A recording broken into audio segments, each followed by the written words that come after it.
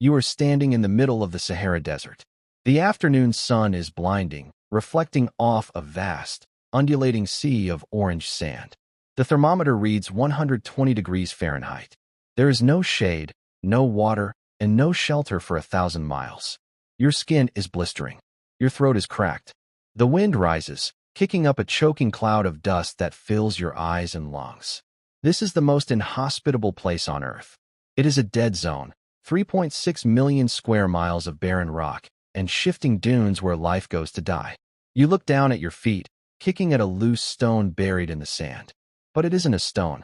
You kneel, brushing away the dry heat, and lift a heavy, mineralized object. It is a fossilized vertebrate, a whale. You look around you, at the shimmering horizon of sand waves, and realize that you are standing at the bottom of an ancient ocean. But the transformation didn't just happen millions of years ago. Just 10,000 years ago, a mere blink in the timeline of Earth's history, this exact spot looked nothing like the wasteland you see today.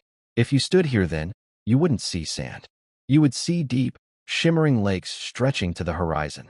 You would see lush grasslands, dense forests of oak and cedar, and rivers rushing with water. You would hear the calls of hippos wallowing in the mud, the splash of crocodiles sliding off riverbanks, and the thunder of elephant herds moving through the brush. And hidden among the greenery, you would see smoke rising from thousands of villages. This was the Green Sahara, a lost paradise where entire civilizations thrived, traded, and created masterpieces of art in a world that has completely vanished beneath the sand. So, how does an ecosystem the size of the United States turn from a fertile Eden into a scorched desert in a matter of centuries? And more importantly, what happened to the millions of people who called it home? Let's start with the physical evidence that rewrote history. In 2000, a team of paleontologists led by Paul Sereno was searching for dinosaur bones in a remote region of Niger called Gabbero. This area is known as the desert within a desert, one of the most hyper-arid, isolated landscapes on the planet. But instead of dinosaurs, Sereno's team stumbled upon something that changed our understanding of human prehistory forever. They found human bones, hundreds of them. Projecting out of the wind-blown dunes were skeletons perfectly preserved by the desert climate. But they weren't buried alone. Archaeologists uncovered a massive, ancient graveyard containing over 200 human burials. And the context of these graves was staggering. One skeleton, belonging to a woman, was found buried on her side, facing two young children. Their arms were outstretched toward each other, their fingers intertwined, resting on a bed of wild flowers that had long since turned to pollen dust. Another skeleton belonged to a massive man who had been buried inside a turtle shell. When researchers analyzed the soil and the artifacts surrounding the bodies, they found thousands of fish bones, harpoon tips carved from animal ribs, and heavy stone weights used for sinking fishing nets. They found the remains of massive Nile perch, a fish that requires deep, permanent, oxygen-rich water to survive. For context, the nearest body of water capable of supporting a Nile perch today is hundreds of miles away. The data from Gabbero revealed that two distinct populations had occupied this paradise at different times. First came the Kiphian culture, a population of tall, muscular hunters and fishermen who lived during the peak of the Green Period, roughly 10,000 years ago. Then, after a brief dry spell, the Tenerian culture took over, a more slender, pastoral people who herded cattle and created delicate, beautiful jewelry from imported green stones. These weren't primitive nomads wandering through a wasteland. They were settled, complex communities that lived at the edge of massive, interconnected lake systems. The largest of these, Lake Megachad, covered over 130,000 square miles. That is larger than all the Great Lakes of North America combined. Everywhere humans looked in the ancient Sahara, there was water. To understand how this world existed, we have to look up at the sky. The Green Sahara wasn't a fluke. It was part of a cosmic cycle that has been repeating for millions of years. Our planet doesn't rotate perfectly. It possesses a slight wobble in its orbital axis, known as axial precession. Think of a spinning top as it begins to slow down. Its point describes a slow, lazy circle in the air. Earth does the same thing, completing one full wobble every 26,000 years. This wobble alters the angle at which solar radiation hits the northern hemisphere. Every 26,000 years, the sun strikes the northern land masses with maximum intensity. This heat creates a massive low-pressure system over the African continent, and that low-pressure system acts like a giant vacuum cleaner. It drags the West African monsoon system hundreds of miles north of its modern position. Heavy, torrential rains that currently fall over the Atlantic Ocean and the southern jungles were dumped directly onto the Sahara. The rains filled ancient river valleys, flooded deep craters, and turned low-lying basins into sprawling inland seas. The transformation was incredibly rapid. Studies of deep-sea sediment cores taken off the coast of West Africa show that when the monsoon shifted, the Sahara flipped from a desert to a green savanna in just a few hundred years. Dust emissions dropped to near zero. Vegetation exploded, and as the plants grew, they trapped moisture in the soil, creating their own localized weather patterns. The greenery sustained itself, creating a feedback loop that locked the Eden in place for nearly 5,000 years. But the true scale of this lost civilization isn't recorded in the mud of ancient lakes. It is carved into the mountains. In southeastern Algeria, rising like black castles from the sand dunes, are the Tassili Inajar Mountains. This is a massive sandstone plateau, heavily eroded by wind and water. Today, it is totally dry, a maze of stone corridors where nothing grows.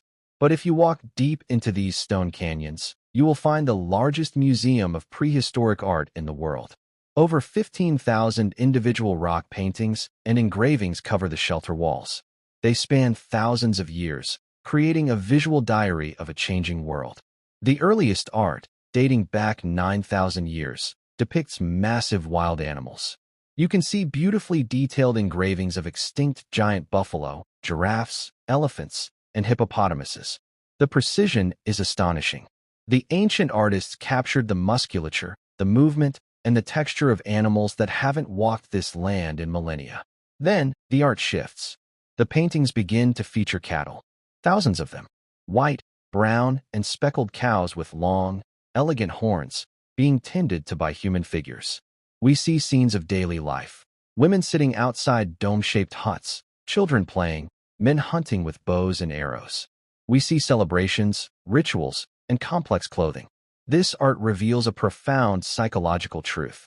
The people of the Green Sahara did not view themselves as survivors fighting against a harsh environment. They were at peace. They had the luxury of time. They spent hours mixing ochre, charcoal, and animal fat, climbing high into stone alcoves to paint their world, simply because they had the leisure to do so. But as you trace the paintings forward through time, a dark pattern emerges. The elephants disappear. The hippos vanish. The cattle scenes grow fewer, replaced by images of horses, chariots, and weapons. The human figures are no longer relaxing. They are fighting. The art becomes frantic, sparse, and defensive. The desert was coming back. Around 5,000 years ago, the cosmic top wobbled back. The solar radiation shifted, the monsoon rains retreated south, and the vacuum engine shut down. The change was devastating. The lakes didn't just shrink, they evaporated. The grasslands withered into scrub, and the scrub turned to dust. The feedback loop that had kept the Sahara green reversed itself with terrifying speed. As the plants died, the ground lost its ability to hold water, accelerating the drying process. The civilizations of the Sahara faced an existential choice: move or die. This migration reshaped the history of human civilization. Millions of people fled the advancing sands, moving outward in all directions. Some moved south into the monsoonal belts of sub-Saharan Africa. Others moved west toward the Atlantic coast. But the largest concentration of refugees moved east. They followed the collapsing water tables until they hit a permanent, reliable source of water, the Nile River Valley. Before the desertification of the Sahara, the Nile Valley was largely a swampy, uninhabitable marshland. But as the surrounding lands dried out, the Nile became a sanctuary. The displaced populations of the Green Sahara gathered along its banks, bringing with them their knowledge of cattle herding, their pottery styles, their social structures, and their spiritual beliefs.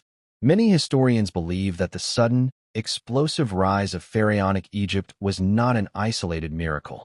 It was the direct result of the collective genius, culture, and workforce of the Green Sahara being forced into a single, fertile corridor. The gods, the obsession with the afterlife, and the pastoral iconography of ancient Egypt all possess deep, unmistakable roots in the lost rock art of the desert mountains. Today, the civilizations of the Green Sahara lie buried under hundreds of feet of sand. Their homes, their tools, and their bones are locked away in a vault of heat and dust. We live in a world that feels permanent. We build cities, map borders, and assume the climate we know is the climate that will always be. But the Sahara is a reminder of how fragile that illusion truly is. The planet is a dynamic, breathing system capable of radical, total transformation in a matter of generations. Right now, the Sahara is quiet. The dust storms howl across the empty expanses of Gabbero and Tassili Niger. But the cosmic top is still spinning. In roughly 15,000 years, the Earth's axis will wobble back to its peak angle. The solar radiation will intensify over the northern hemisphere, the low-pressure system will reform, and the monsoons will drag the clouds north once again. The rivers will run. The lakes will fill. The grasslands will return, swallowing the dunes in a wave of green. The desert will die, and the paradise will wake up. But for now, the cities sleep beneath the sand, waiting for the rain.